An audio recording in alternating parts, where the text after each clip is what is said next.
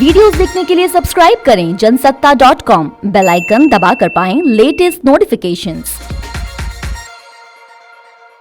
नमस्कार, मैं हूं आर्यव्रत और स्वागत है आप सभी का जनसत्ता में।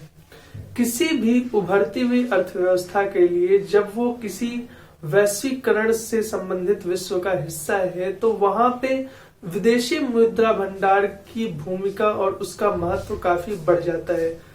आपका आयात, निर्यात और अर्थव्यवस्था काफी हद तक विदेशी मुद्रा भंडार पर निर्भर करती है।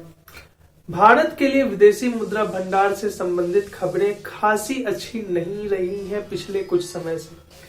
लगातार चौथे हफ्ते हमारे विदेशी मुद्रा भंडार में गिरावट दर्ज की गई। अब जो हमारा विदेशी मुद्रा भंडार है वो करीब 160 मिलियन डॉलर तक गिर के 635 बिलियन डॉलर के आसपास पहुंच चुका है। ये लगातार चौथे हफ्ते में दर्ज की गई गिरावट है। इस बार जो गिरावट दर्ज की गई है वो मोस्टली फॉरेन करेंसी एसेट्स की वजह से दर्ज की गई है।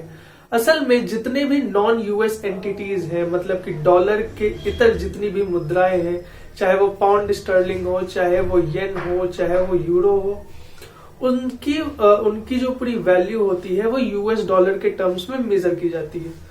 और अब हमारा जो फॉरेन करेंसी एसेट है वो काफी हद तक गिर चुका है। Foreign currency asset foreign exchange reserve का एक बड़ा ही महत्वपूर्ण हिस्सा होता है, जिसमें स्वर्ण, डॉलर और बाकी सारी चीजें और बॉन्ड्स वगैरह सारी चीजें इंक्लूडेड होती हैं। अब अगर हम लोग ये देखने की कोशिश करें कि फॉरेन एक्सचेंज रिजर्व का प्रभाव क्या पड़ता है, तो फॉरेन एक्सचेंज रिजर्व का जो सबसे इम्पोर्टेंट रोल है वो हमारे इंपोर्ट्स में होता है, क्योंकि खासतौर पर भारत जैसा देश जो कि अपनी जरूरतों का एक बड़ा हिस्सा, चाहे वो क्रूड पेट्रोलियम हो, चाहे हार्डवेयर हो, चाहे फार्मास्यूटिकल से रिलेटेड चीजें हो, वो हम लोग बाहर से आयात करते हैं।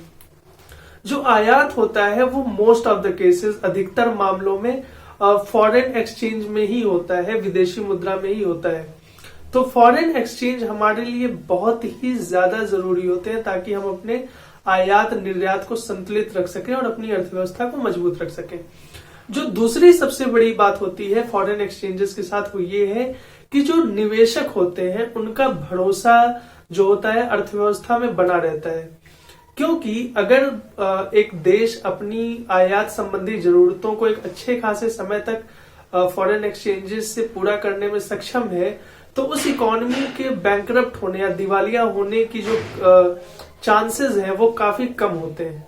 जो तीसरी बड़ी चीज है वो होती है गवर्नमेंट का जो अपना स्टेक होता है अर्थव्यवस्था पे। फॉर एग्जांपल, अगर हमारा जो रुपया होता है वो थोड़ा सा कमजोर हो रहा होता है तो आरबीआई एक अच्छा चंक, एक छोटा सा चंक अपने फॉरेन एक्सचेंजेस का मार्केट में दे देती है और रुपए की स्थिति सुधर जाती है। ये सारे के सारे स्टेक्स आपके फॉरेन एक्सचेंजेस से ही मेजर होते हैं, फॉरेन एक्सचेंजेस से ही कंट्रोल होते हैं। गिरता फॉरेन एक्सचेंज इस प्रकार इंटरनल और एक्सटर्नल इकोनॉमिक कंडीशंस पे काफी प्रभाव डालता है। फिलहाल जो हमारा कस्टोडियन है फॉरेन एक्सचेंजेस रिजर्व का वो आरबीआई है और गवर्नमेंट ने वो जो पूरी जिम्मेदारी है फॉरेन एक्सचेंजेस मैनेजमेंट की वो आरबीआई को दी हुई है। खैर, इन फॉरेन एक्सचेंज रिजर्व्स के गिरने से संबंधित सरकार इस मामले में क्या कदम उठाती है ये आगे देखने वाली बात होगी। आपको ये वीडियो कैसा लगा हमें कमेंट सेक्शन में लिख के जरूर बताइए और ऐसे ही अन्य खबरों के लिए बने रहिए जनसत्ता के साथ। नमस्कार।